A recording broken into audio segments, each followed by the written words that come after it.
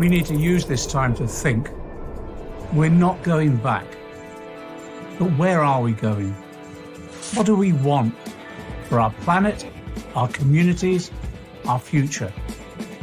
If we don't answer this question, it will be answered for us, and blame shifted from the powerful to the powerless. We need each other now.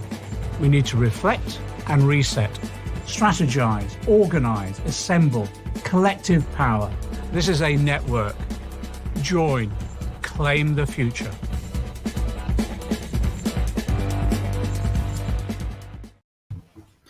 Welcome, everybody. It's John McDonnell. I don't recognize myself from that film. I haven't had my hair cut for about 3 months, and I'm looking a bit shaggy at the moment. Anyway, welcome, everyone.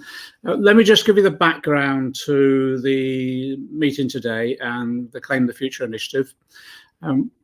Basically, about 9-10 months ago, I brought together a whole range of policy experts, policy advisors, think tanks, specialists in different fields, and also campaigners on individual campaigns, individual issues, trade union campaigns, environmental campaigns, housing, renters unions, ACORN, people like that, to talk about the state of society, really, both in terms of what's happened after 11 years of austerity, hard austerity, but also what issues we were then facing as the pandemic was growing. And how the issues that really were forced upon the agenda as a result of that pandemic. And what we were looking at is what are the immediate issues we have to face and how do we organize ourselves to address those? But then also it was looking at what sort of society do we want to create when we come out of the pandemic, as we move out of the pandemic. What lessons have we learned from both austerity and the pandemic, and how will those lessons shape this future for us? And that's why people came up with the idea of calling it Claim the Future. Rather than the slogan Build Back Better, most people were saying, yeah, we want to build back better. Of course we do. But we don't want to go back. We want to go forward. And it's about us claiming the future rather than having it dictated for us by, well, the establishment, the powers that be, the people who own our economy, and actually the people who control our politics at the moment. So it was a discussion about how we go forward.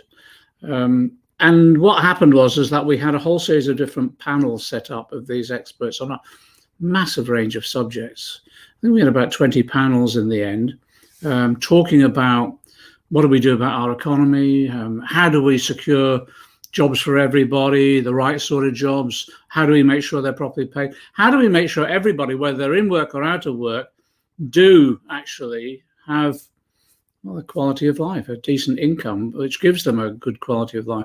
How do we make sure people have a decent roof over their heads, live in a decent environment that's safe and secure? And how do we tackle some of the immediate issues around social care and health that austerity is exposed, and the pandemic is exposed in particular? Most of us felt the pandemic was like a pressure test on our economy and our society, and it was showing the weaknesses of our society as a result of year after year of austerity. And in addition to that, other issues came up as we went through the pandemic, particularly in relation to insecurity, insecurity at work, insecurity in terms of the care that people needed and weren't receiving, but also things like the mounting debt that people were under as a result of, well, even if you were on the furlough, you only got 80% of your wages, but large numbers of people didn't have any access to support whatsoever. Others were being laid off and they were losing their jobs during the pandemic as well. So what happened was that we published a number of papers from each of these panels of experts and campaigners. The reason we brought experts and campaigners together is the old concept of praxis, theory and practice put together.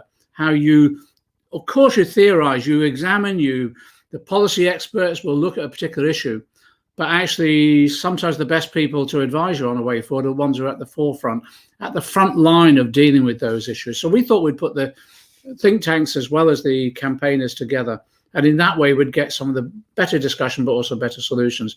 So we published a whole range of papers. They're on the website. If you Google Claim the Future, you'll see the website there.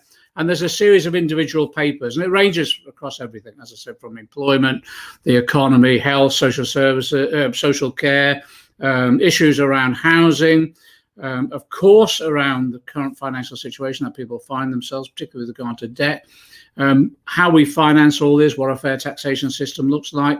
We looked at issues around the criminal justice system and how that's impacted on people, migration as well. And of course, the big one, which everyone discussed really, and every panel, is as we deal with this crisis, the pandemic, we face the next crisis, which is the big one, which is the existential threat of climate change, and how do we go forward with that. So if you get a chance, go on the website and have a look at those papers. I brought them all together in a sort of summary version in a pamphlet last November, this one. It's on the website as well, and we can send you a hard copy if you wish. It's just a summary of all the different proposals that came forward, and basically what it's saying is that it's a bit like we're trying to compare it really to the socialists and progressives in the Second World War, who came together, looked at the 1930s and said never again should anyone ever go through that experience, but then also started dreaming and discussing and planning about the sort of society they want to create after the war. And that's exactly what the Attlee government did. And the Attlee government's ideas were huge, what they describe as a paradigm change. It just changed people's thinking about what the potential is for the society, but also the potential for all of us individually as well in our communities. And that paradigm change, those ideas dominated politics for the next 25, 30 years. Thatcher then came along, and there was another paradigm change where she changed people's view of the world. You know, it was all about individualism. It was the market is always right. And rather than public services, it was privatization. And it was the law of the jungle, to be frank. And she unleashed forces which have, again, dominated our lives for the last 20, 30, nearly 40 years. We think that some of us think that the pandemic and the experience of austerity is bringing out another paradigm change. And this time it is about a discussion about what sort of society do we create whereby we all feel secure. So that security can be provided by the provision of universal basic services. You know, everyone has the right to a job, everyone has a right to a home, everyone has the right to live in a decent environment, everyone has the right to a future as we tackle climate change, everyone has a right to decent social care and health, and how they should be provided universally and as a basic right, a basic service, paid for largely through direct taxation, a progressive taxation system. But it's also about value, how we value things in our society. And I think there is a paradigm change going on whereby people are valued no longer just what their market worth is, but what is their social value. If the pandemic has taught us anything, it's taught us actually, yeah, we care for each other, but we need each other. And we need those people who have largely not been valued up until now in the market, people working in social care, in the NHS, in our public services, and also the value of mutual aid as well. And the other thing that's come out, I think, is the main paradigm change. It's not about individualism anymore. It's about community. It's about us all coming together. And of course, overriding all of that is that actually every decision now has to really take into account environmental sustainability, because otherwise, literally, our planet won't survive and future generations won't survive. So we think this paradigm change is taking place now, and we've got to make sure that we're on top of that. We're in control of that as ordinary working people. And that means bringing forward the policies. So some of the policies you'll see in the booklet were about making sure everyone has a job. So a job's guarantee. Everyone has a decent income, a minimum income guarantee. Everyone has the right to a decent home. So making sure we build the homes that we need. Everyone has a right to social care and health. So therefore an NHS, but also a national social care service. Everyone has the right of really to ensure they're not living in debt. So we're talking about how we write off debts now, not just in this country, but globally as well, tackling the debt issues in the global south. So all of those issues, all those have been debated throughout the Claim the Future initiative. And we've been holding meetings like this for the last 10 months, just to talk about those issues, but also to pick people's brains about what's happening, what are they doing locally in particular to address a number of these issues. And so we thought, one of the areas we'd come to is Preston and bring together a number of people, because, as you know, there's been a lot going on in terms of on the ground, the community wealth building initiatives that the Preston Council has been undertaking, and in South Ribble as well. People come together with fresh ideas about how we go forward.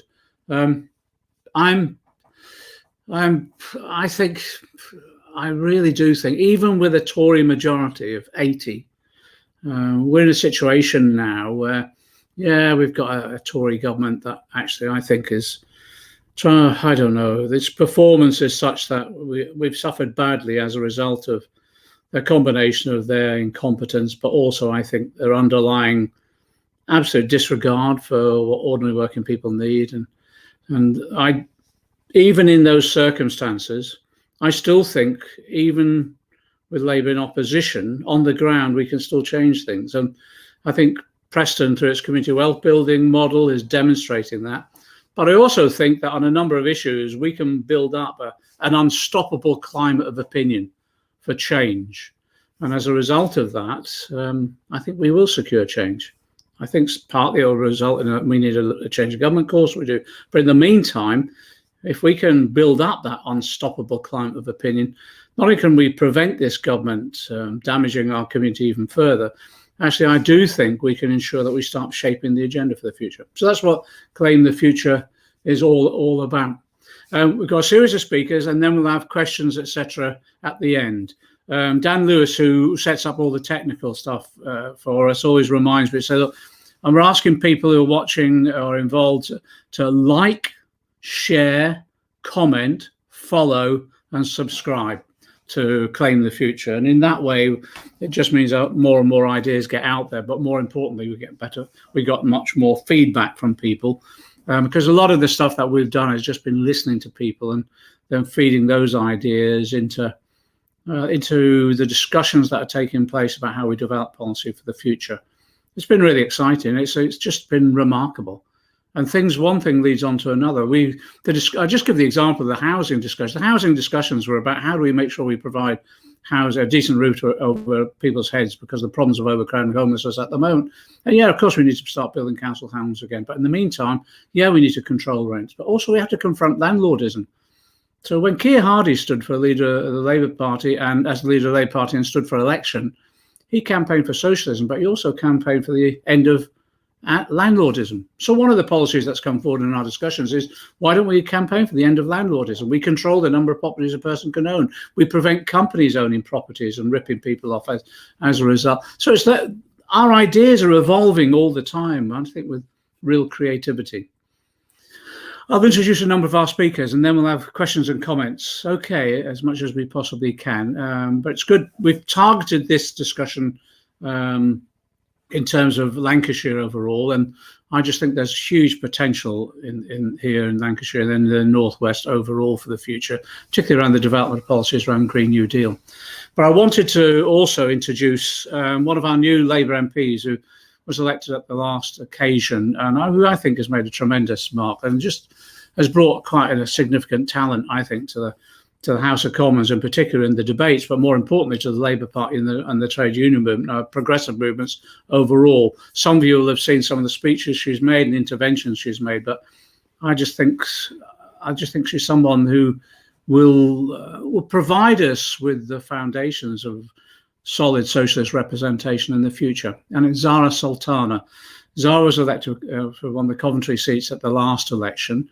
Before that, she was one of our community organisers who worked incredibly hard on the ground, creating the ideas around how you mobilise communities and how you tackle the real issues that people are confronting within their local areas. So I'm really pleased to introduce Zara Sultana. Zara.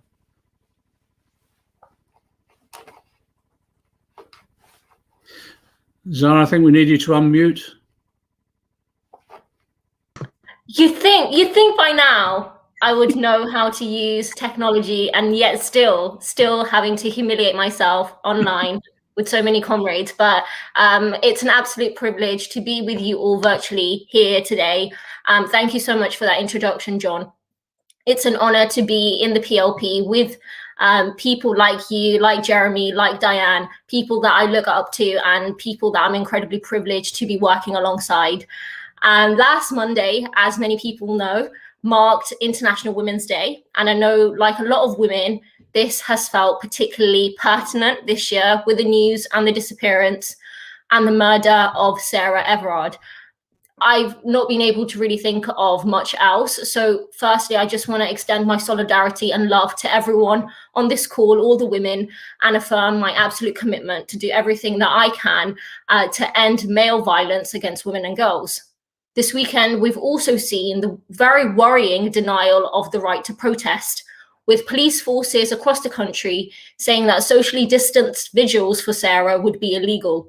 This is a real threat to our fundamental rights, and it comes just days before the government introduces a new bill to Parliament, the Police, Crime, Courts and Sentencing Bill. And amongst many other heinous things within it, it further undermines our right to protest. So I think we need to be under absolutely no illusions that from the Spy Cops Bill to the Overseas Operations Bill to this new bill and the crackdown on the right to protest, this government is on a dangerous trajectory, a descent into authoritarianism, and we have to collectively fight back against it. Today, I'm going to briefly talk about the impact of COVID on BAME communities and what the virus has exposed, but I think it's really important that we contextualize where we are currently, politically, economically, and socially. So that's why I thought it was really important to make those brief interventions just there.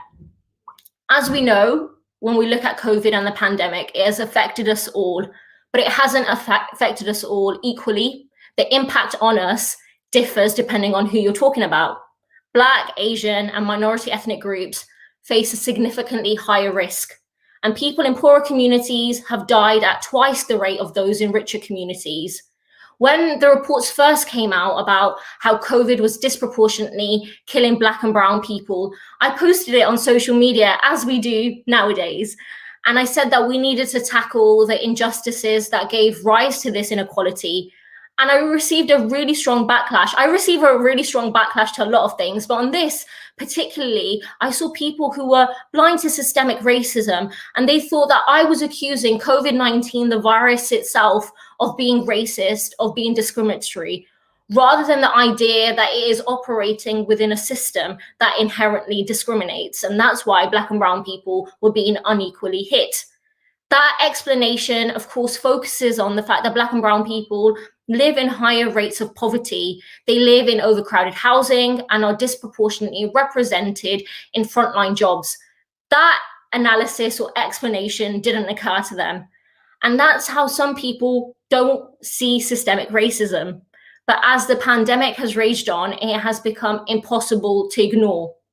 And what has become clearer and clearer is that, of course, the virus itself doesn't discriminate, but the system discriminates. Earlier this month, the Equalities Minister was forced to Parliament to answer questions on COVID's unequal impact.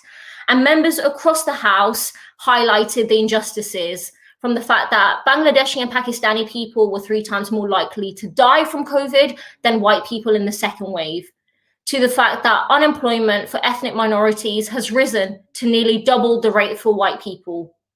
The evidence for structural racism is overwhelming, yet time and time again, the Equalities Minister replied that racism had nothing to do with it, and claiming that it's about looking at a range of complex factors, trying to juxtapose race and class. But of course, we know that race and class aren't competing categories, but are deeply related and intertwined. People are poor because of racism, and it's due to that structural racism that Black and brown people live in those higher rates of poverty, in those overcrowded houses, and work in frontline jobs that are often underpaid. And all of those reasons are why Black and brown people have been dying at a much higher rate from COVID. And while that is one of the many truths this pandemic has exposed, it's not the only one. I had only been an MP for a couple of months when the pandemic hit, and actually I've spent more time as an MP under lockdown restrictions than pre-lockdown. And hearing the impact of COVID within my constituency has been truly heartbreaking. I've seen firsthand how demand at the local food bank has skyrocketed. The number of people on universal credit has doubled in Coventry. Thousands have lost their jobs. In the 5th largest economy in the world, more than 2.5 million children go to bed hungry at night. In the 5th largest economy in the world, we have more food banks than McDonald's restaurants. And at the same time, whilst the vast majority of people are experiencing such hardship, a wealthy few have cashed in.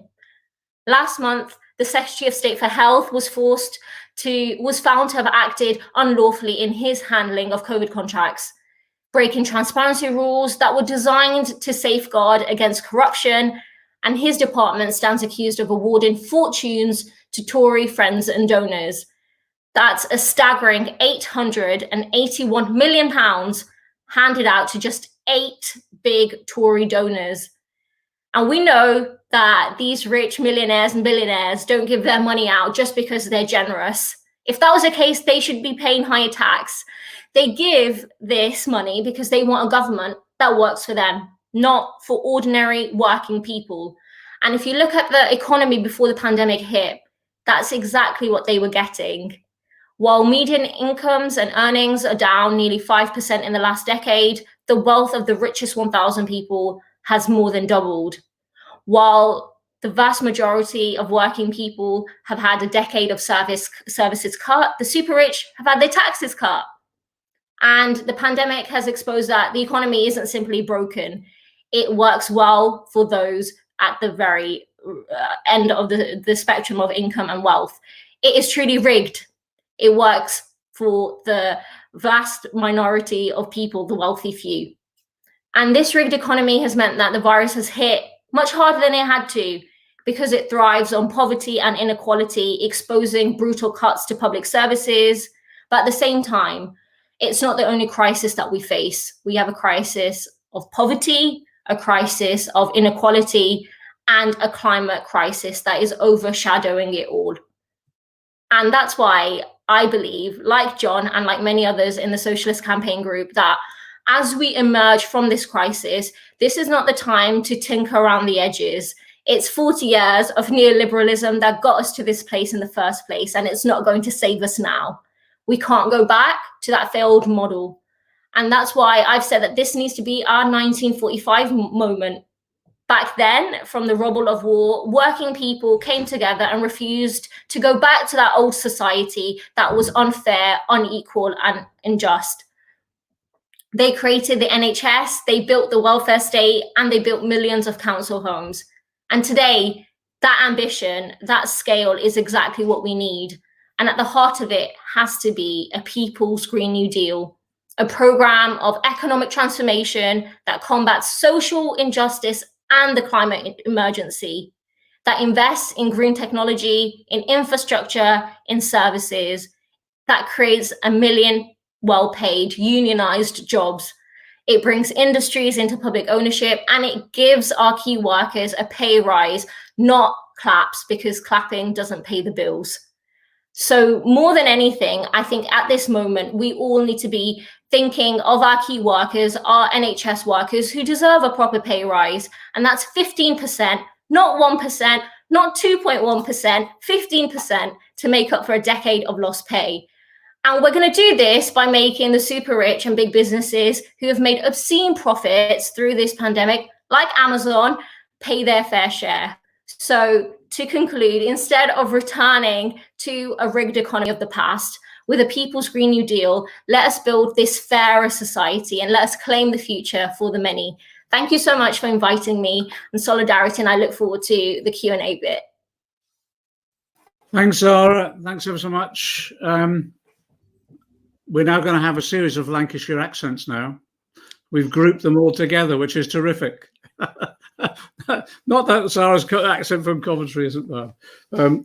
We've got a series of local speakers now, all based in the local community as well, who I think basically will take some of the ideas that we've discussed, Zara and myself, and just demonstrate exactly what's happening on the ground and actually what significant breakthroughs that are happening in this area. And our first speaker is Matthew Brown, leader of Preston Council. Matthew, people will know, Actually, he's become world famous now with regard to the community wealth building, now known as the Preston model, putting Preston on the map around something which I think is fundamentally progressive and gives us a route through in some of the most difficult times about how we can make changes on the ground.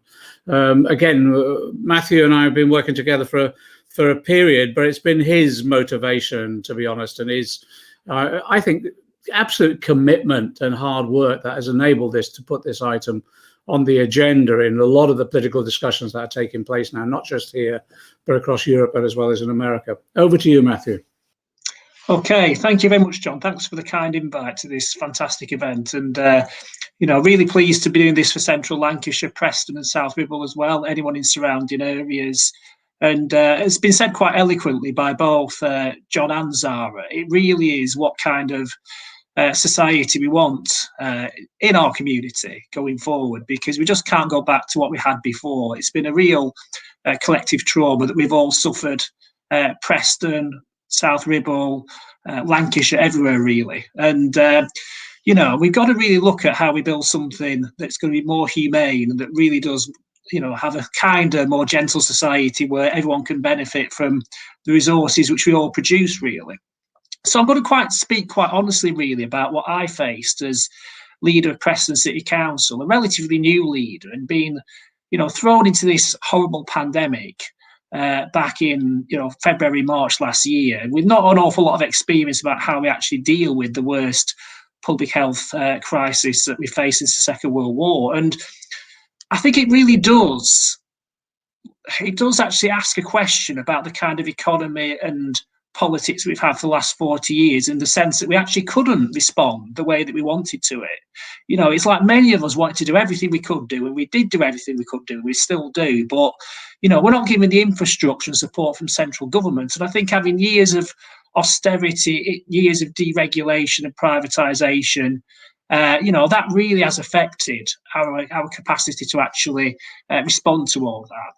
So obviously we got into the pandemic in March or April, and we'll hear from Ian Hodson later. But one of the first things we heard in Preston was there were some employers, some of them quite large employers, even some in the public sector, where they weren't employing social distancing measures in place. So rather than actually put the measures in place, there was reports of one employer where they put cardboard over the windows so they could actually hide the fact that they weren't social distancing. And again, this is being reported back into the resilience forum that we had in Lancashire. And again, it was really difficult to actually do anything about that, but that was endemic at the time. Talk about the PPE, having care workers and NHS workers not receiving the PPE that they needed in time, putting themselves at risk. And you see the hundreds, if not thousands, of care and NHS workers, that we've lost potentially, and teachers as well through this pandemic. We had to look to source it from Cuba in Lancashire, not Cuba, sorry, China, because, it's taking too long for it to arrive. And then also, as Zara said, back in April, you hear about the disproportionate effects on BME communities. So that was being raised in Parliament. And you could see it in our community as well, how that, certain minority communities were basically dying a lot more than non-minority communities, and like the heartbreak that had on communities. And again, trying to get that into the system and say, let's try and do something about it. But often all this fell onto deaf ears, not from our public health directors or people like that, but mainly from the government, just being totally disempowered in how we can actually deal with it. And then also it was the test and tracing system in Preston. We heard some stories about one lady who queued 45 minutes to get herself tested, at the outsourced testing system. She turned away, and then she received a letter saying that she'd been tested positive for COVID when she didn't have a test. And then also the contact tracing system, the fact that, it was outsourced to unaccountable corporations who had no direct experience of delivering public health outcomes, unlike public health professionals and local government workers. Had to deal with that as well, and again, it's back to that economic culture we've had, and it's back to the political culture since 1979 of everything being privatised and handed away to corporations, to the wealthy, so they make the decisions and not ourselves. And then it continues. I mean, many of in our community, in our BME community, the they work in the taxi industry. And again, we were making the argument with Andy Burnham and Steve Rotherham, we need to have self-isolation payments to make sure that, those workers actually could stay safe and they could actually afford to self-isolate. And again, that was, it took months to actually get that before a lot of people had suffered. And I think, as I said earlier, I think it's 5 times more likely taxi drivers are to be affected from COVID. And again, we're still having problems lobbying government to get these self-isolation payments. So we've had that going on. And then we get into schools as well. The National Education Union were saying that schools were unsafe back in September and October. We made the argument that we shouldn't be looking at blended learning. We should be looking at school children having masks in the classroom. Again, that was ignored. And then, last but not least, of course, we had back in October where we were told that we'd be forced into tier 3 against our will. And I've got no issue with locking people down, but locking people down at 2/3 of the minimum wage, potentially for weeks and months, is something we didn't want to do. And again, we had that imposed upon us by government. We were told that Preston was the last council standing in Lancashire. We were told that if we didn't actually accept tier 3 back in October, then we'd have been an island and the other freedoms and the other parts of Lancashire had would have been taken away from Preston, and it would have severely affected our economy. So I just cannot understand for the life of me when people are being surveyed, they actually think that this government has handled the coronavirus pandemic well. And it goes back to those decades of neoliberalism and austerity and disinvestment, why this has been such a mess. And you look at the amount of people who've died in the Western world, and I think we're probably the worst country out of all of them. So it's been absolutely disgraceful, in my opinion, the way it's handled. But it asks a deeper question, which is why we're here today, about society, about inequality and how we can build a better economy. And obviously people are struggling financially, and as Zara said before, the wealthy have got wealthier, not just in the UK but across the world. Apparently the wealth of the billionaires has risen by over 25% during the pandemic. So we're all going through a collective trauma and pain, and the richest just continue to get richer. And obviously the government's announced an increase in corporation tax, but that is going to not go anywhere near the addressing the inequalities that have risen in terms of the wealthy getting wealthier, which has happened really. We need a wealth tax. We need to clamp down more on tax evasion. We need the wealthiest to pay a little more. It's all continuing to go in the wrong direction.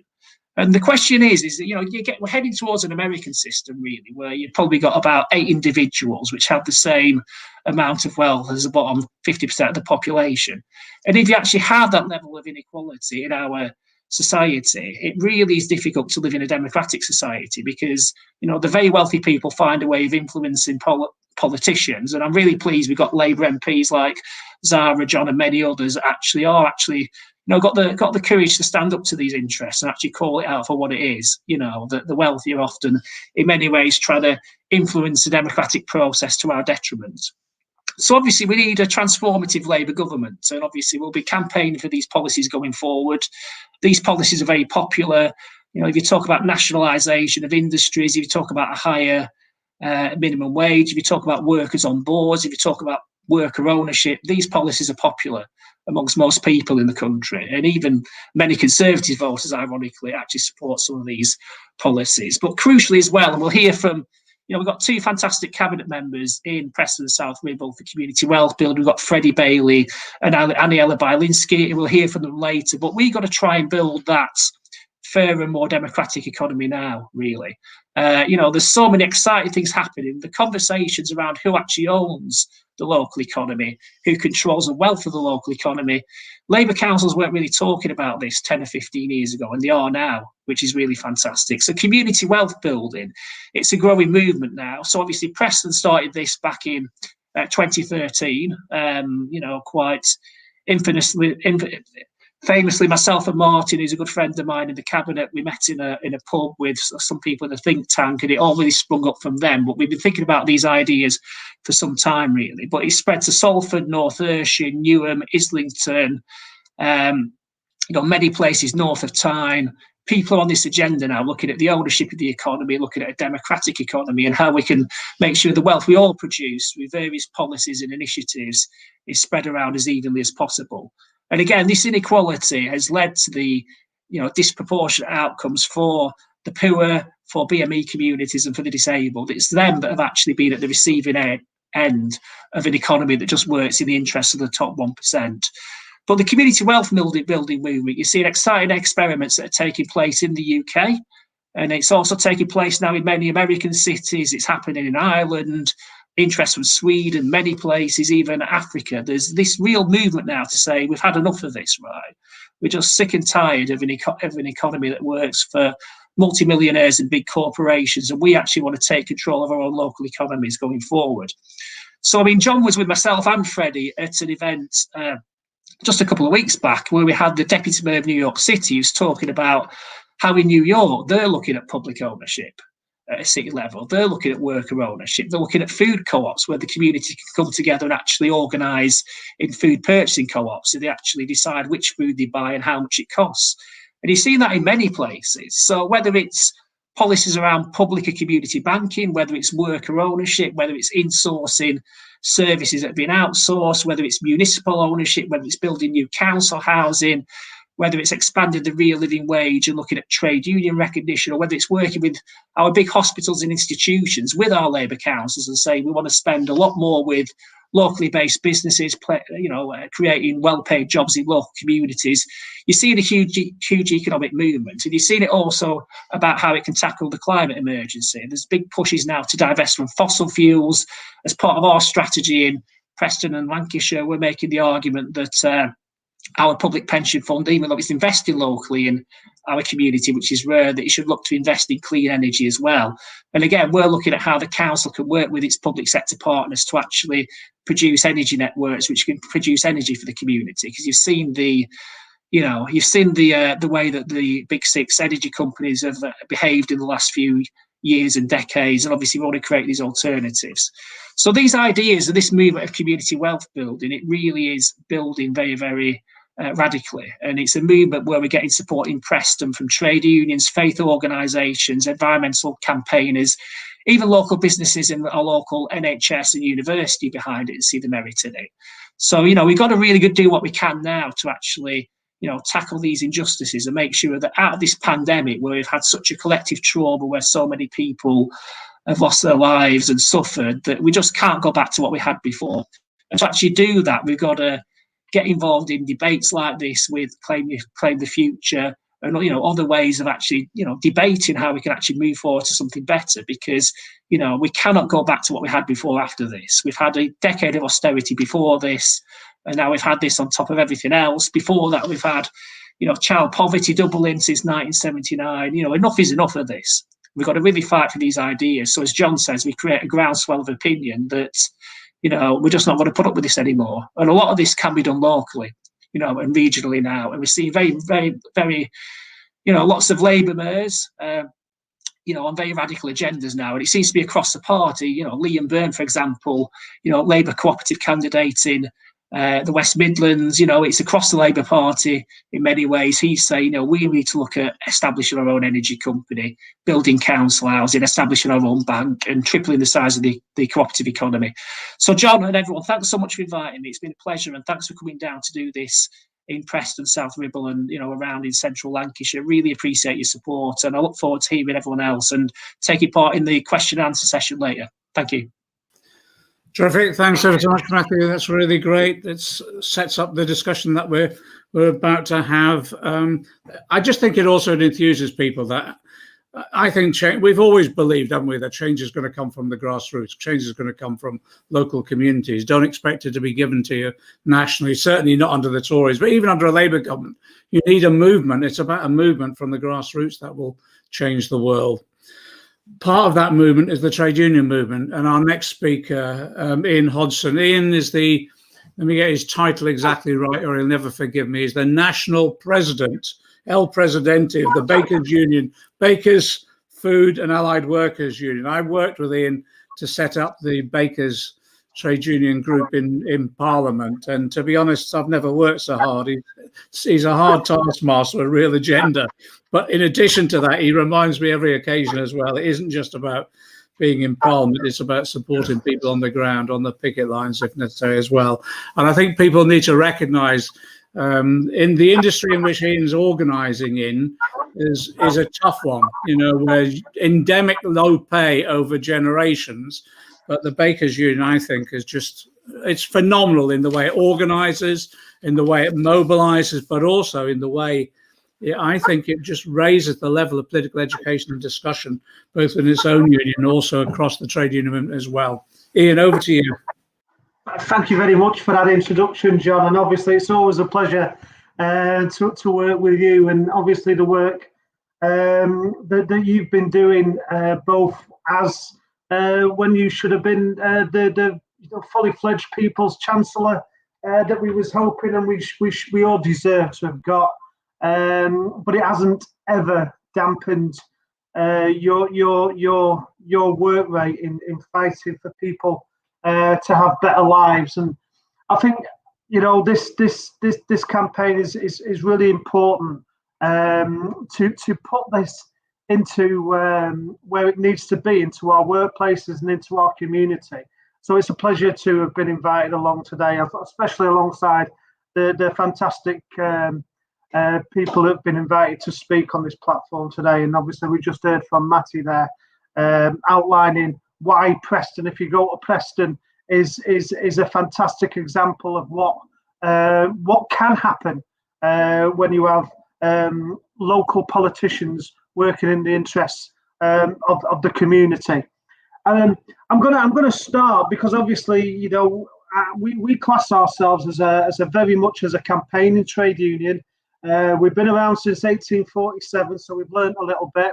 I mean, we've just recently launched our latest campaign, which is about the right to food for food workers. I mean, people just assume automatically, you know, if you're in work, people can afford to buy the food. I mean, I sometimes have to remind people we might not be too low to manufacture food, just too poor to be able to afford the good quality food that people should have as a right. So we've launched a survey in relation to the right for food, and we want to see it enshrined into law. The right to decent quality food should be a legal right for all people. You know, no matter what they do in society, no matter what their inability to have high paying roles are, we should all be entitled to have good quality food. I mean, and just some start figures, you know, the use of food banks between April and September, according to the Trussell Trust, and the majority of these went to people that were furloughed or in work on reduced hours, rose to 1,239,000 emergency food parcels, which was 145% increase in people needing food banks and food parcels in the 5th richest economy in the world. So why is this claim the future important? Why is it right that we should be debating not going back and building better than what we had? Because the position that we come from, and I'm gonna talk now about, we actually launched the campaign in 2017 because we recognised in 2017, you know, the situation that we faced wasn't really one of our making. You know, it was decisions that had been taken by politicians, normally influenced by corporations, that have driven down wages, created job insecurity. And so what we was doing at that particular time was highlighting the fact that the society that we lived in could be completely different.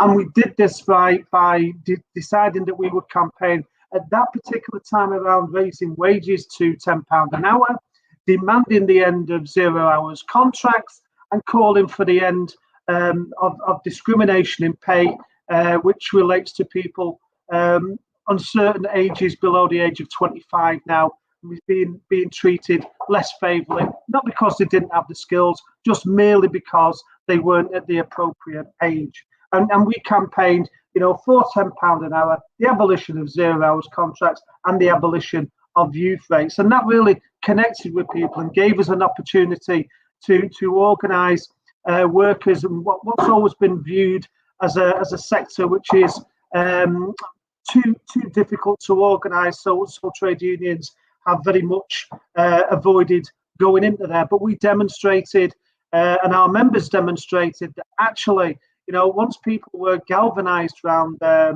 set of demands that were clear, they were prepared to stand up and fight for the better society that they are rightfully entitled to.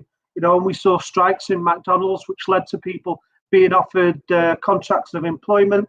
We saw workers in Wetherspoons going on strike and getting payments for working night shifts, which they didn't used to get, which demonstrates that when you take collective action, actually, despite what we're often told, collective action works and it improves people's lives. But also in 2017, when we was launching Blackpool Deserves a pay rise, we were talking about, at that particular time, the fact that the only investment we seemed to be getting was around fracking. There was just putting all of this money into fracking, and it was going to be the saviour of our town. And we was pointing out that actually that was not the case, and actually would put more jobs at risk. We wanted to stop the idea that somehow fracking would be the saviour of our town, and to have a discussion about what we thought would really be a life-changing opportunity for the people, not just in Blackpool, but in across Lancashire too. We wanted to talk about renewable energy, the tidal waves, the wind. We wanted to talk about energy efficiency, the ability to make sure that people's homes were properly insulated, because obviously, living in a seaside town as I do, I'm well aware of the winds and the drafts that it causes in old houses, which we have many of in Blackpool, and the issue of council housing, the issue of homes that are unfit for people to live in. We wanted to talk about developing a transport system and a tram network. We want to talk about the training and the skills in our local communities, because we recognise that, if we're going to raise people's life chances, then these are key opportunities. And I think what COVID has done has highlighted even more our need to change the economy that we're living in. We've seen through the Eat Out to Help Out scheme, which was a disaster for spreading the virus, but also it created the opportunity for companies like McDonald's to profit from British taxpayers, while at the same time costing jobs for our members in Greggs, who obviously don't have cafes and restaurants that are able to benefit from that scheme that was launched, as most people went for the financial support offered through the Eat Out to Help Out scheme. We need to understand that our economy does have to change, and as well as it's good to have great politicians like John and Sarah, but the reality is it's down to the people. It's the people who are going to make the change happen. It's only when we realise that our strength comes through collective action that real change happens. I've been arguing for some time that we need to stop relying on politicians in Westminster and start coming together and maybe create the opportunity for the UK's first civil rights movement. Now, often people don't always agree with me on that, but I do feel that there's such injustices that we're faced with, such inequalities, that we cannot wait any longer. And I know and I understand that the government is now launching this new set of rules and measures, which is going to be about restricting our ability to be able to campaign, restricting our ability to be able to go and protest. But we've always suffered restrictions. We've been fighting for over 200 years for the rights of democracy, and they've always tried to restrain us. It doesn't stop us from fighting. It creates courageous people. I often hear people talk about standing on the shoulders of giants, and yes, that's a fantastic thing, but I want to get off and walk alongside them and build our own history and make our own future, because I think we deserve to live in a society that's fair, equal, and gives us all an opportunity. I don't want to see people having to struggle. I want people to be able to go to work and pay the bills with their wages, not rely on credit cards or overdraft facilities from the bank. We shouldn't have to rely on welfare. And obviously our union moved from £10. It was so 2014, and we believe that no worker should be earning less than £15 an hour. We think, and it's right, that nobody should be having to try and survive on a 0 hours contract, which is why, I work alongside the likes of Julian Richer, an entrepreneur that's demonstrated that business can be good and it can be beneficial for our community, which launched the 0 Hours Justice campaign, which helps people on 0 hours contracts, and done a fantastic job during this COVID crisis and giving people access to legal support that would normally be denied if it wasn't the people like Julian Richards standing up and demonstrating how different a community can be and how different employers can act.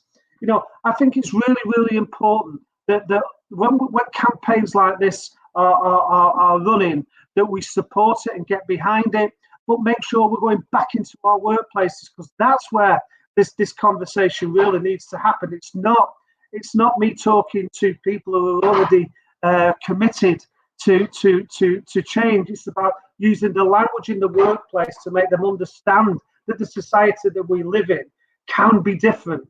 The society can be fairer, and their children should be the ones, who move into a better society because of the work that we've done today. Because every generation should be improving. And I think this COVID crisis gives us an opportunity to make sure that when we do come out of the other side of this crisis, society is fairer. We end the discrimination that seems to have been, so prevalent, certainly in the last 10 years. Seems to have caused so much hurt and harm in our communities, and start healing those divides, not based on blaming one section or one grouping, but by coming together. Because when we recognise that our strength is our collectivity, and that is solidarity, then we understand how change can happen for all of us, because it is possible. We've done it before, and we need to set out that message very clearly about how we can achieve it and do it again. Thank you very much for the opportunity to come along, John. Thanks, Ian. Thanks ever so much for that. You've set the scene really well for our next two speakers. But just before I move on, coming up in the comments, let me just say to you, people saying thanks for all you did as a union in the anti-fracking campaign in Lancashire and the Preston North Road site, which I visited. They just want to say thanks for that. It was absolute solidarity. And the other issue that's come up as well is obviously about the way in which, I suppose, it is about tackling issues like 0 hour contracts and others through your trade union rights campaign that you're doing. I like the metaphor, and I'll use it, but I will cite you as the origins of the metaphor, which is, yes, they talk about standing on the shoulders of giants. We want to walk alongside them. I think that's a beautiful metaphor, and I will use it, but I will credit you with it. Don't worry. No plagiarism here, but it's true. I think our movement's up to that now as well. Right. Ian has set the context for our next couple of speakers. Our next speaker is Freddie Bailey. Freddie is the Cabinet Member for Community Wealth Building at Preston City Council. Freddie and I spoke a couple of weeks ago together when at the launch of the next wave of the Community Wealth Building Initiative. During the pandemic, he's worked really hard to support many community projects and food banks throughout the city, as well as promoting community wealth building. And Freddie's going to do a presentation for us as well. And what he's doing is the next generation of community wealth building and how we expand it. I just think it's a really exciting agenda. Over to you, Freddie. Thank you very much, John. So hopefully I'm going to share my screen and hopefully everyone will be able to see this.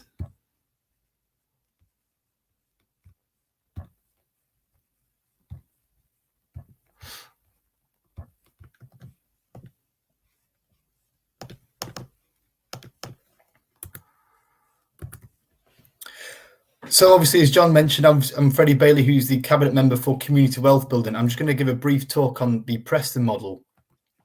So obviously, as previous speakers have mentioned, the impacts of austerity have been absolutely massive, especially in the northwest of the UK. We are a two-tier authority in Lancashire. So obviously, over Lancashire County Council, there are 14 districts.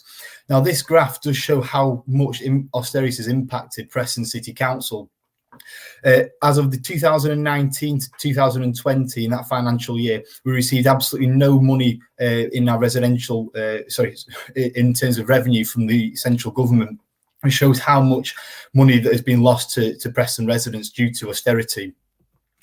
So one of the reasons why we created the Preston model is because we needed a new economic model.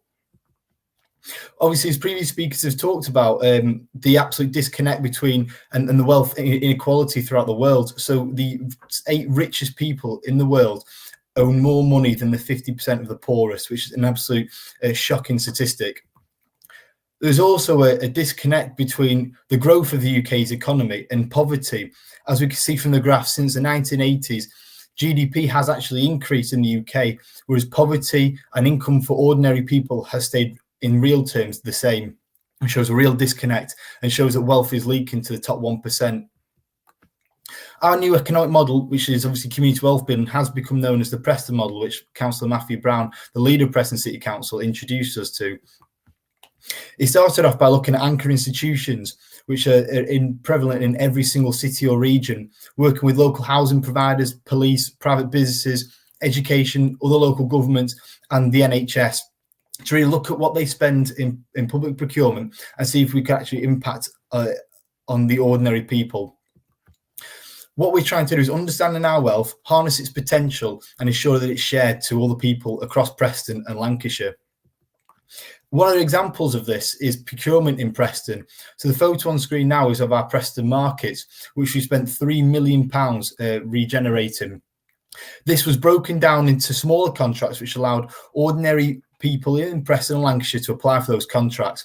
And 86% of all contracts that were given to small and medium-sized companies based within Preston that helped build this market. This really helped redistribute wealth rather than giving it to big construction companies, which mainly register either in London, the southeast, or that wealth leaks into a tax haven.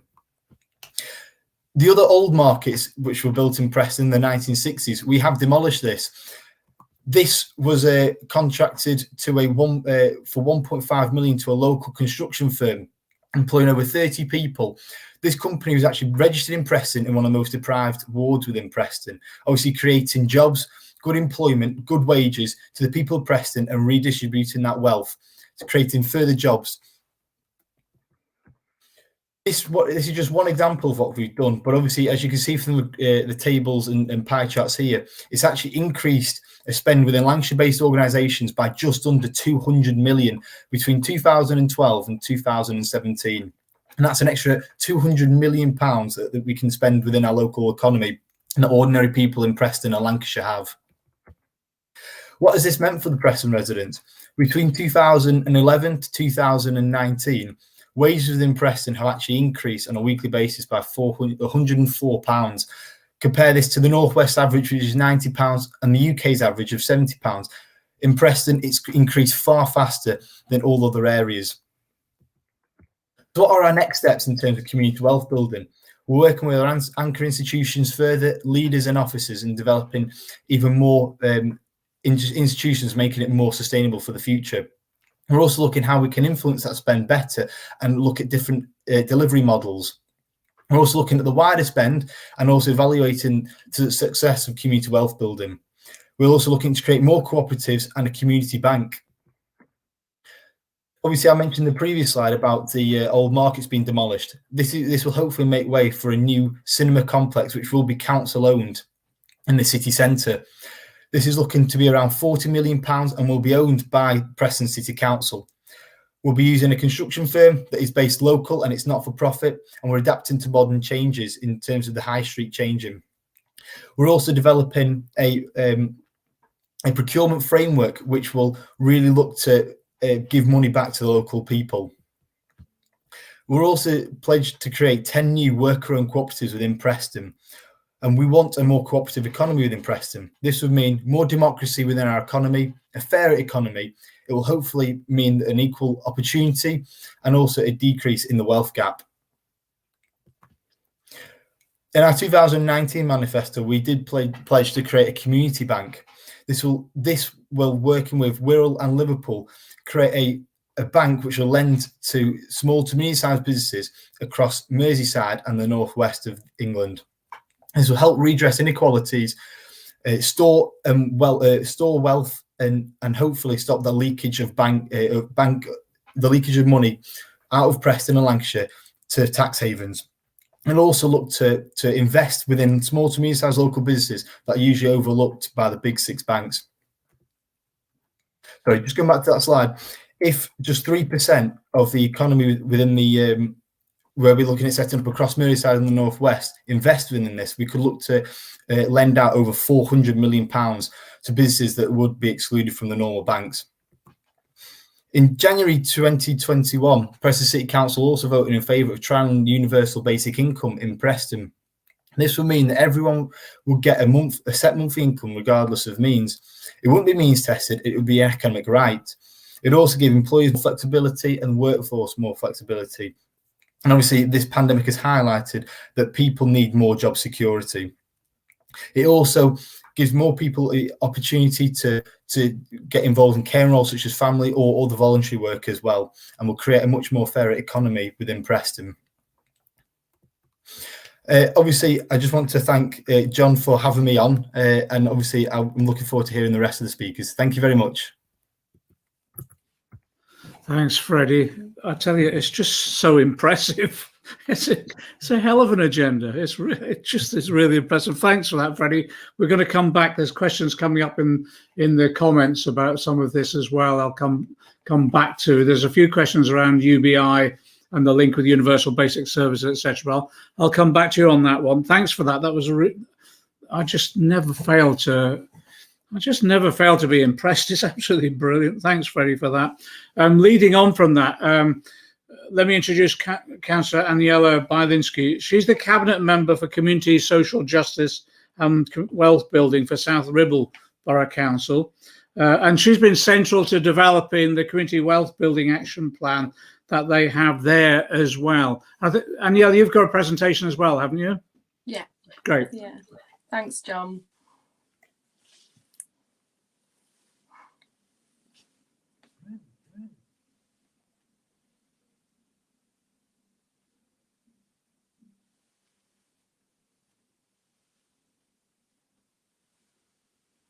Hi, so like John said, I'm Aniela, and in 2019 I became a councillor, and I was invited to be on the cabinet by the new Labour leader of the Labour Liberal Democrat administration in a supply and confidence arrangement.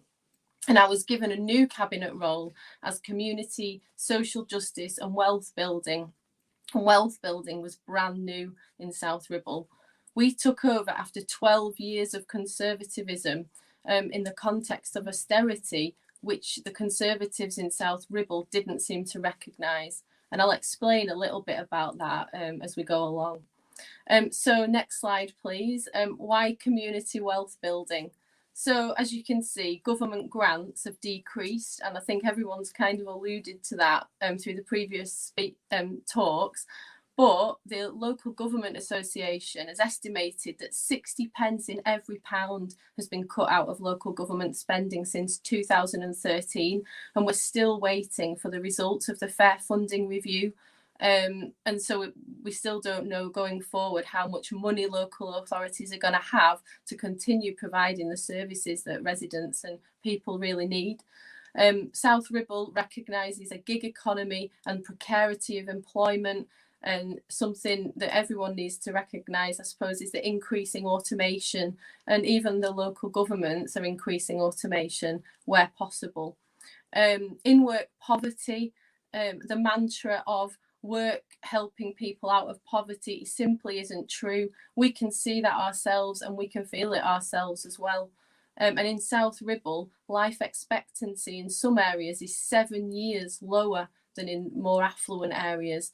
That's quite damning as far as I'm concerned. And I think life expectancy is decreasing for the first time since the end of the Second World War. Growing inequality, and in South Ribble, we've seen a huge increase in food bank usage. You can't deny it. Officers are out there supporting, and councillors are out there supporting people to get access to food, which seems ridiculous. As a local councillor and holding the privileged position as a cabinet member, what I really want to do is to create a new space for discussion between the often heard around debate between the private and the public sector. The prevailing narrative we hear all the time is between the private sector and the public sector. Even recently, when we're having listened to the government talking about the NHS's Test, Track and Trace, which we all know is run by Serco, and then the vaccination programme has been the responsibility of the government, not the NHS. However, there is a middle ground which I'm really interested in, where models of ownership with democratic principles and decision making, so that we're not left lurching between elections and discussions of state and private sector polemics. Which leads me on to the community wealth building model that we're adopting in South Ribble. And the best way, I suppose, to envisage or perceive the changes is through contrasting the old and the new. So after 40 years of traditional neoliberal economic development, which we've all heard quite a lot about today, the old private sector, the action plan that we've introduced at South Ribble is framed by cooperation, supporting and sharing and supporting local businesses to apply for contracts locally to ensure that the skills and the money stays local. So 2 examples that I've experienced while I've been a councillor is that the council generally employs huge construction frameworks to come in from Liverpool or Manchester.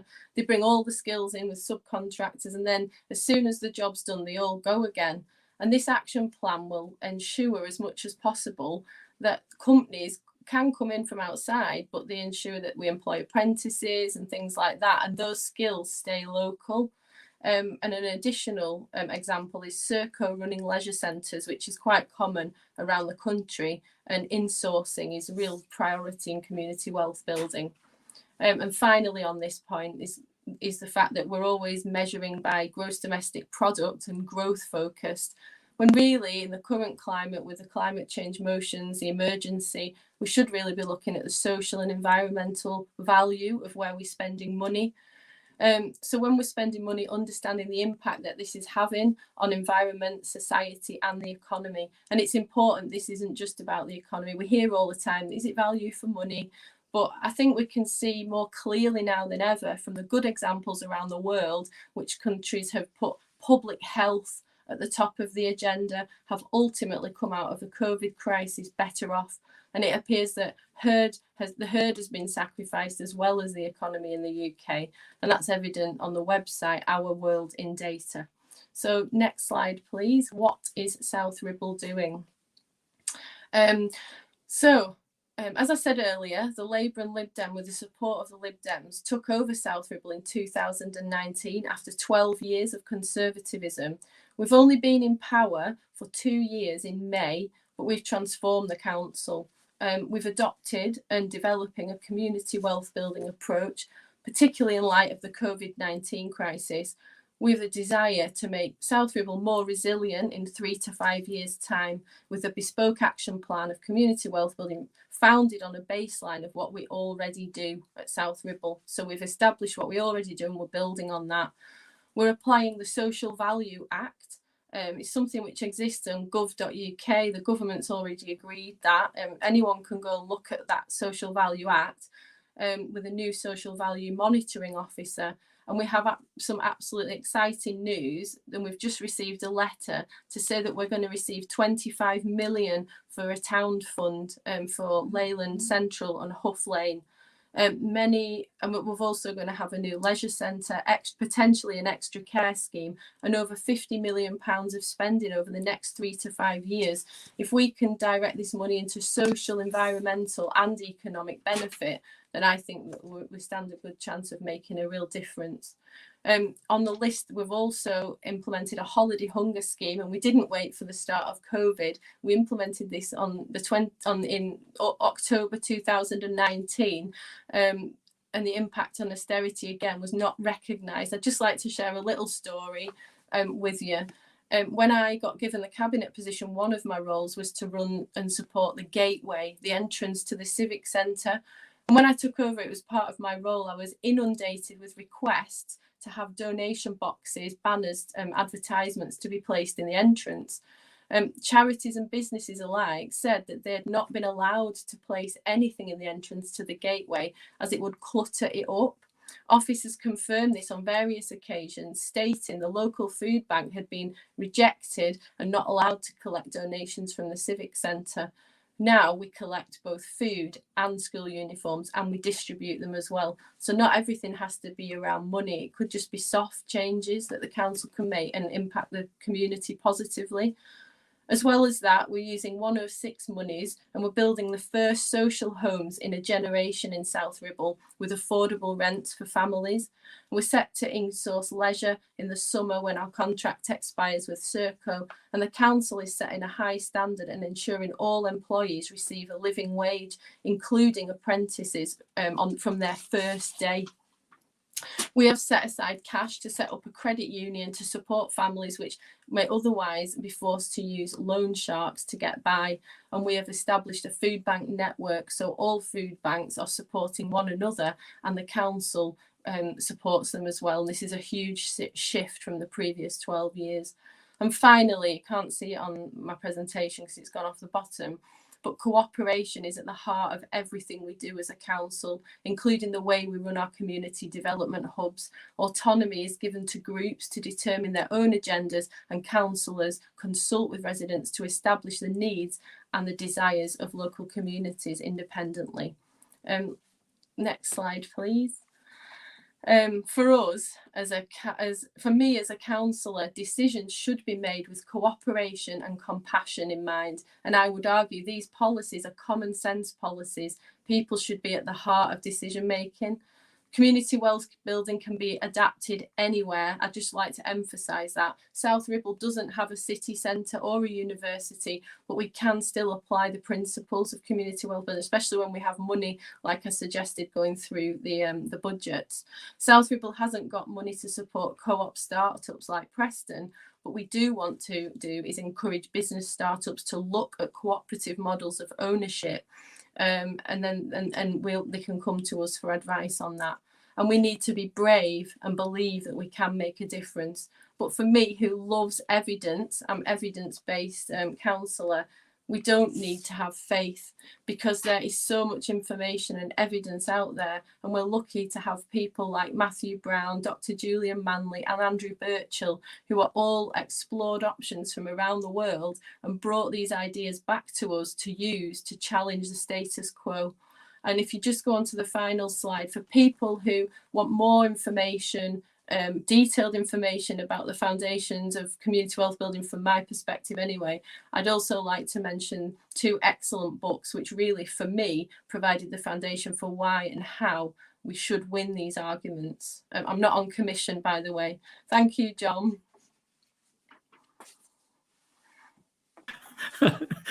Not on commission. Well done, Anya. That was terrific. That was really comprehensive display. In the books, we had Nick and others at the People's Parliament about 8 or 9 years ago when they were first doing some of this work, and it just inspired us all. So they're great to read. Right, we've got a few minutes left, so we've got lots of questions that have come in. So if we can get people back on the screen, what we can do is I'll throw some of these questions at you, if that's okay. And they've literally all no order to these. They've just come up in the comments, basically. One of the issues that's come up, and in some ways, Freddie, you've dealt with it, but let me just throw it in now. On the UBI, one of the comments that came in is on universal basic income needs to go alongside universal basic services. That's true. But one of the issues that always comes up here in the discussions is from the issue around how we ensure that, for example, disabled people get the appropriate support. From the right, one of our problems has been in the discussion of UBI is that the right are trying to use UBI as a way of cutting benefits overall, rather than supplementing them and giving them as a base. And I know Deepak, Disabled People Against the Cuts have raised this, and it's been raised again. And one of the big areas we know where poverty exists is both with children, but also with disabled people in particular. What's the response, Freddie and Matthew, on that? Well, within our notice of motion, we did want to, and obviously it said within the notice of motion that we want to keep existing benefits that obviously allows people with disabilities to still claim for those. So it's kind of looking further and increasing the welfare state, so it is fairer and more inclusive. It wouldn't just be UBI replacing everything. And obviously within our notice of motion, it was asking for a trial, because obviously I know it's been trialled in other countries, and it might not be the perfect fit for the UK, but I think what's absolutely clear is the current benefit system is not working, because I think it means that some people are being excluded. I don't think it captures absolutely everyone, and I think it is unfair. And obviously it's just one idea that might not be perfect, but I think it will be a damn sight better than what we've got at the minute. The key aspect is making sure they're not means tested in any way that is universal, and therefore those additional benefits aren't in any way impacted upon, and we need to give that assurance as well. On the experimentation on UBI, in the Labour manifesto, we gave a commitment that we'd have a number of pilots undertaken, but one of the areas we thought we could move towards a minimum income guarantee fairly quickly and then move on to the UBI after the pilots. That's one of the issues that's come up. And yeah, this one issue that's come up in the chat is around housing. Someone's raised this issue around empty homes in particular, and whether or not we should be looking towards compulsory purchase of empty properties. Have you looked at that at all? No, it's not something that's in my remit, because we have a regeneration officer and housing as well. So it's not something I can really speak with experience on, I'm afraid. We're building houses, and we're actually building passive house standard houses, which means that the air is conditioned before it comes into the house because it's on the front of quite a busy road. We're regenerating land which was brownfield and left to. So I don't know about the arguments for empty homes. I think empty homes should be brought back into use, and things like that. But we're looking at a programme of building houses that are fit for families. Interesting. It's a huge breakthrough to get Labour local authorities now really constructing homes again. And as you said, the issue is around making sure that people are properly paid as well and properly recognised for the work that they do. Matthew, there's questions that come up around banks in particular and regional banks. Someone raised the issue around the German banking system for regional local banks, and have we picked up any ideas from that? They're talking about the work by publication by Jeffrey Werner about the role of banks at the regional local level in Germany. Yeah, without a doubt. I mean, we're trying to obviously have an alternative banking system in Preston, Lancashire, Merseyside, and Cumbria. So we got to look at the German model for inspiration in many ways, and also the North Dakotan model, which was publicly owned. So yeah, we're licensing our bank, and it's based on the German model in many ways. It's a regional cooperative bank, because most not-for-profit banking, John, as you're probably aware, in Germany is done by not-for-profits. So the banking system is done, it's not got a profit motive mainly, it's actually either charitable, cooperative or credit unions. So, the most effective way we can deal with, the closures of branches, the lack of lending to local businesses and other things is having a regional cooperative bank to incubate and then hopefully lend to £400 million, as Freddie said earlier, after 5 to 8 years. And that's just on a really cautious assumption of getting 3% of people to switch to it in the region. If you get that to like 10%, it'll be really, really huge. And then crucially as well, trying to educate people about the behaviour of the financial system and what, the fact it led to austerity and that it doesn't do much to actually regenerate your local communities. That's a big part of it as well. How will it be managed? It's going to be a cooperative, so it's going to be, we got a project manager, which the directors will look at. So it's going to be one member, one vote, John, and that'll then employ obviously the staff going forward. So it'll be one totally democratic, one member, one vote. But unlike a credit union, it can lend to both local businesses and people as well. It's interesting. If we were in government now, we would have already established the National Investment Bank. with regional development arms, but also with the mandates determined locally as well.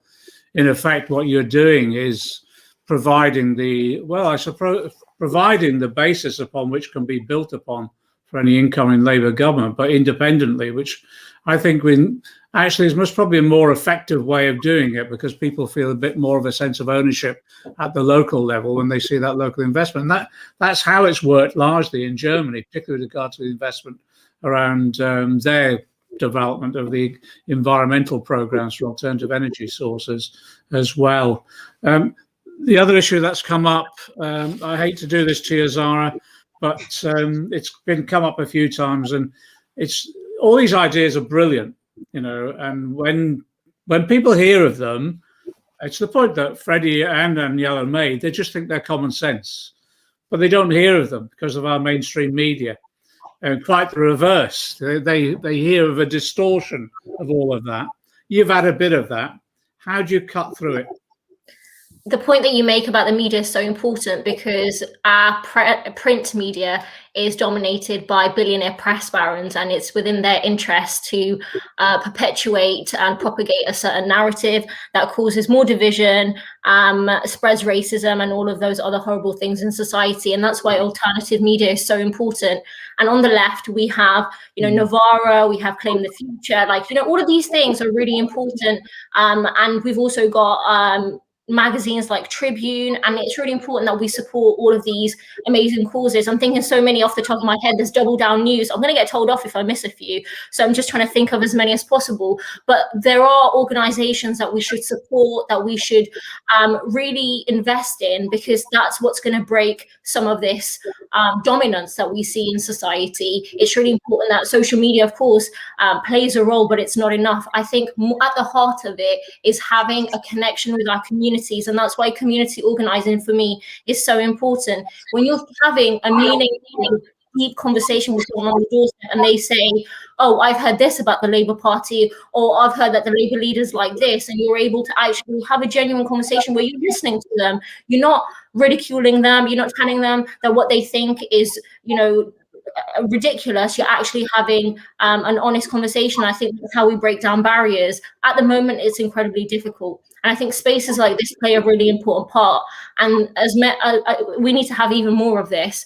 And at the heart of it, what I find is that there was a question on the group as well around how can Labour groups and Labour representatives have better relationships with community groups. And I think it requires a cultural mindset shift where we don't see ourselves working in silos. As a Labour MP, I don't have all the answers. I don't have the power to do everything that I want to do. And especially in Parliament, where there's an 80-seat Tory majority, that power lies in our communities. The history of the trade union movement will tell you that it's when workers take to the streets, take industrial action, that's when change comes. And I think as Labour MPs, as Labour councils, we have to be working in coalitions. We need to be building power, supporting causes, not always wanting our name to be on shiny lights, but uplifting voices that already are doing the work in our communities. And I think, a strong movement like that has strong alternative left media, that has good representation, socialist politics, and a mindset that knows that power is in our communities. I think that is part of that recipe that we need. Someone raised here about the stitch up the media did on Jeremy. I was at an interview the other day, and the final question, it was an interview about actually the budget and the economy a week after and all the rest. And then, of course, it was Matt Fry last Saturday, and he threw in the question about the royal family falling out and all the rest. And I tried to explain to him that I wasn't an expert on the royal family. It's not something I've specialised in as my subject. But I did say, actually, the one thing that you learn over the recent years is just how much the mainstream media can undertake a form of character assassination in the way that they did Jeremy. It was just staggering, really. But the image they presented bore no relationship to the reality whatsoever. It was absolute disgrace. Zara mentioned the trade union movement, Ian. Where does the trade union movement go from here in terms of, we've got a Tory government. Next week in the police and crime bill, you made reference to it. There's going to be another attempt to curtail what is one of the basic trade union rights, the right of assembly. actually, the right of being able to come together to picket, protest, etc. All of that could be impinged upon quite severely by next week's legislation. The irony of it is, it's not an irony, I think it's the reality why it's happening, is because we've just gone through a pandemic where trade unions are growing as a result of the need for them. People recognise the need for them. Look at what's happened to the National Education Union, tens of thousands of new members, teachers who needed the protection of their union. The same with yourselves in terms of protection at work. Where do we go from here with this latest threat that's coming at us? For me, John, listen, there's always another threat coming down the line. And you know, I mean, people say it's difficult to organise workers, and it is. I mean, what I think is very, very important is that the trade unions continue to organise workers, that workers have an understanding about the role that we play, not the one that's presented to them in the media, but the successes that we have. I think one of the greatest examples of that would be the amount of lives that have been saved because of the actions taken by health and safety representatives, for example. And I think those are important parts of the role that trade unions perform in our workplaces. And, you know, clearly the other element of that is about the life-changing things that we do by raising people's pay, by fighting against the practices of fire and rehire, the injustices that happen and the discrimination, you know, that happens in workplaces when people fail to understand that if you don't stand with the person that works next to you, the only benefit from that is actually the likelihood that your wages will be suppressed, that you won't change the situation of inequality of the contract that you're issued, because you won't have the support of your fellow workers, because you'll have been divided. Our strength, as it always has come from unity.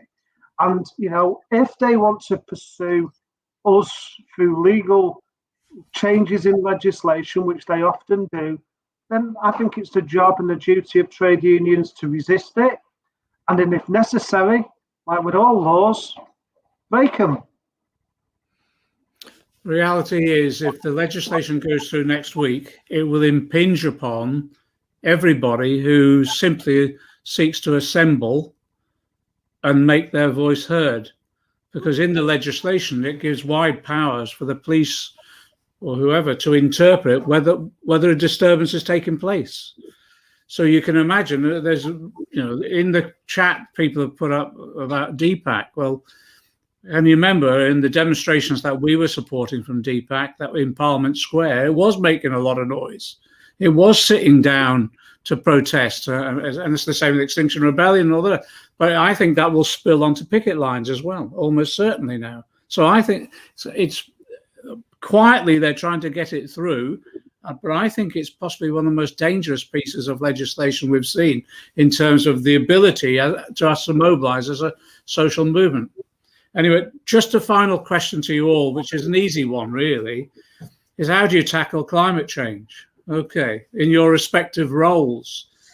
I'll start with you, Aniela. The community wealth building. What you've mentioned about the housing, what role does community wealth building play in tackling climate change? And Freddie, I'll come on to you next, okay, as well, to link this up.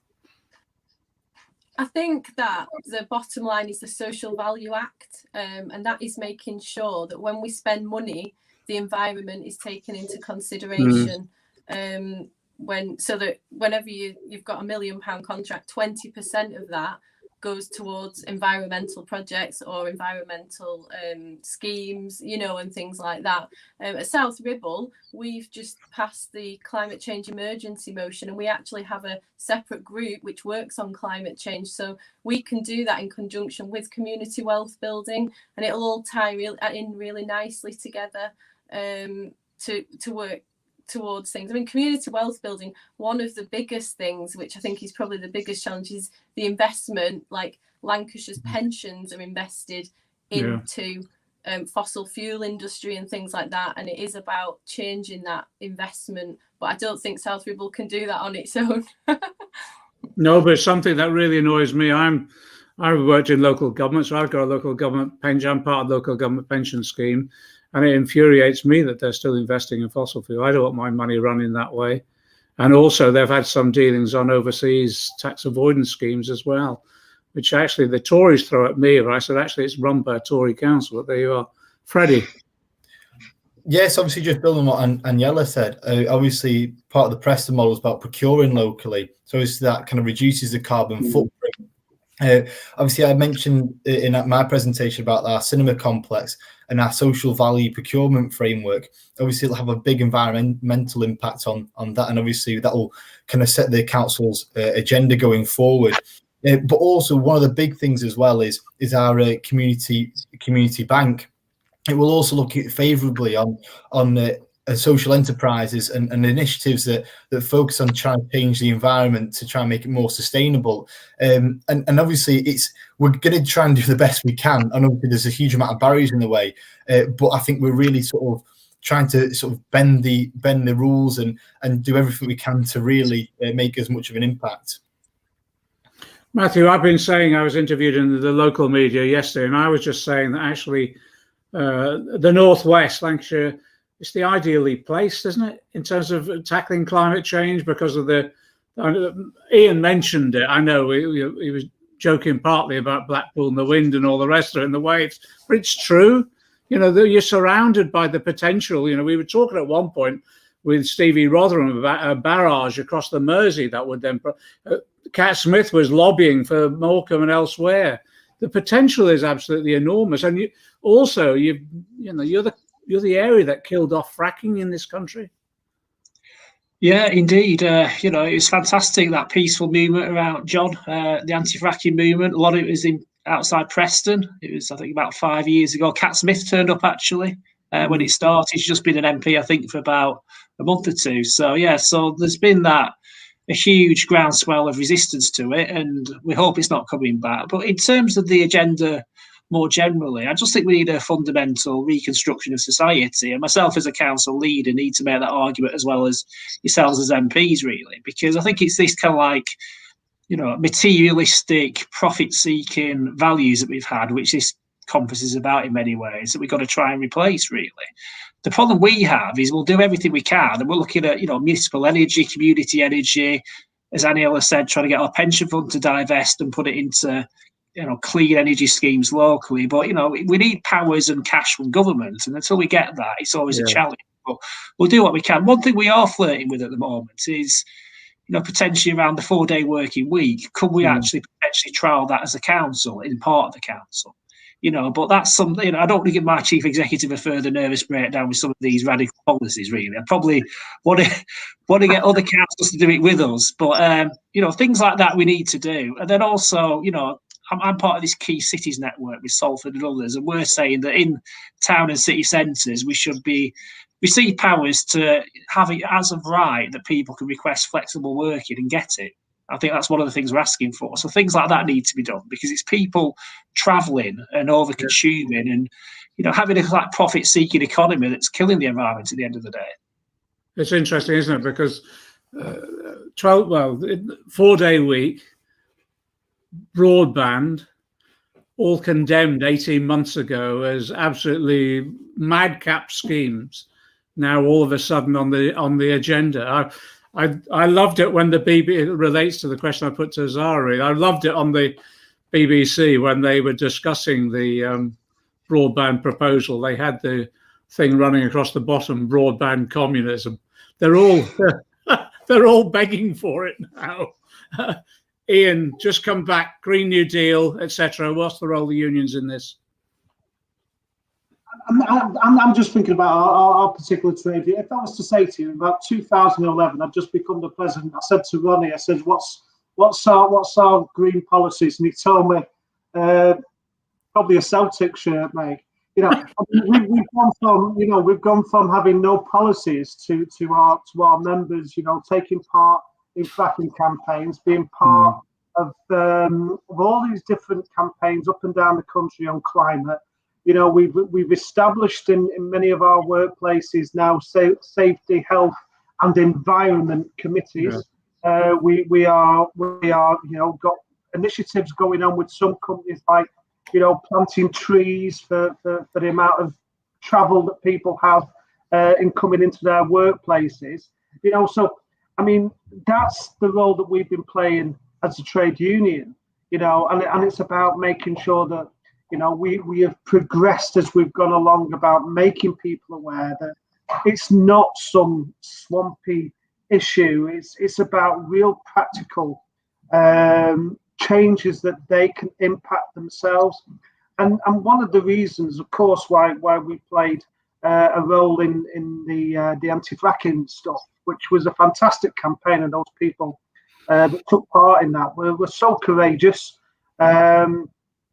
Getting in front of trucks and wagons and stuff, is the cost to jobs potentially for our members would have been huge, because if that water supply would have been contaminated through the chemical processes that they were using, not only would it have put our people out of work, it potentially could have infected the food chain.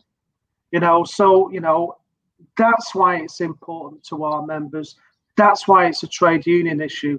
And that's why I have nothing but respect for those people that took part, and why I think it's been important in educating, certainly us, that's gone from the green policy of the Celtic shirt to educating and setting up committees in workplaces.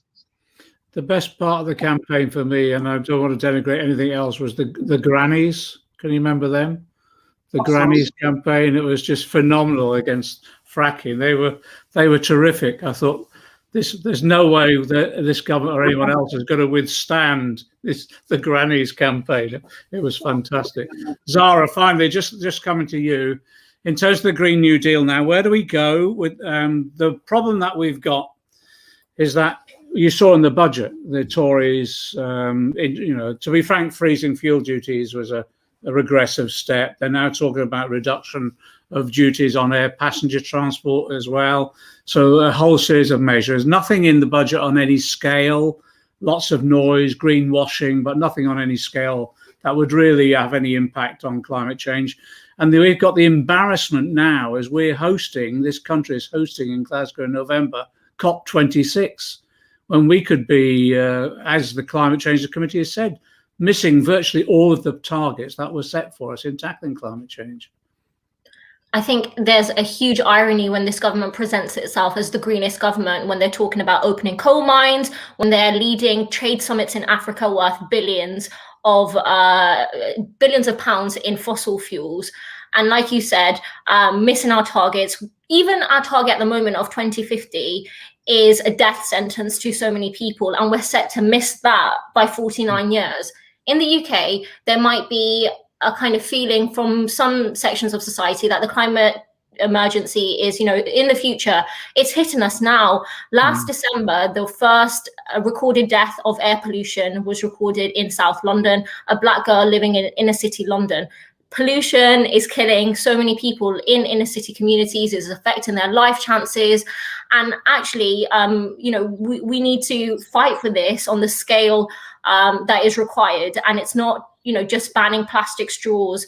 It's not just tinkering around the edges. It's really for me, I was so inspired in 2019 by our manifesto, because it really got to the heart of what's required. It's looking at housing. Is our housing fit for purpose with solar panels, with retrofitting and the jobs that it could create? Look at transport. Is it cheap? Is it affordable? It should be free and clean and green. All of these things that really can inspire people. And I think in politics, when we're talking about the Green New Deal, unless we relate it to ordinary people's lives, we can really miss them. And the important work that has been done by young people in the street, with the climate change Fridays for Future, I think they pushed it on the political agenda more than anyone else. And Extinction Rebellion groups, many of those are doing really important work. So I think it's important that we hold this government to account, because they will present themselves as the climate change champions, and they will use COP26 again to greenwash everything that they're doing that's destroying the environment. And I think on the left, we have a really important role to play to also contextualize our role historically in what has created this climate crisis with the Industrial Revolution. How now, if we are to, help save our country, what are we doing that will affect the global south? When we're talking about electrical vehicles, where is that lithium coming from? When we're thinking about future wars, they will be due to food shortages and water shortages. In international law, we don't have a recognition for climate refugees. And already our country doesn't treat refugees very well, nor does the media. So on all of these issues, there's so many. What are we doing? What is our collective response? And what is the left doing, I think, organising in our communities to make sure that they are part of this conversation as well? Thanks, Zara. In the chat, Tina has pointed out, John, it was the nans, not the grands. That's right. It was. I've got the T-shirt somewhere. Look, I just want to thank everyone for participating. And Aniela, Freddie, Matthew, Zara, and Ian, thanks ever so much. It's been a really interesting discussion. I found it interesting, and I've run over time. I'm a rubbish chair. I'm sorry about this, but thanks a lot for this. Again, just to say to people, if you're interested in some of the ideas that have been discussed today, go to the Claim the Future website, and you'll see the various papers that have been published, plus the summary pamphlet as well. And if you want further information, just register there, and we'll make sure you get invitations to the series of discussions that are going on in this coming period. If you also, obviously, if you're interested in the community wealth building in particular, look at what Preston are doing and also what Aniela is doing in South Ribble now. I actually do think Lancashire has become the hotbed of this initiative now, but it is spreading, and I think it's giving something. It's giving something people feel now that they're part of a movement that can change. And I also think whatever change is achievable, that's great. But the most important change is in people's ideas and the way in which they understand the world and the way they understand they can change it as well. So thanks everyone. Thanks everyone for the panel, and thanks for attending. Okay, cheers.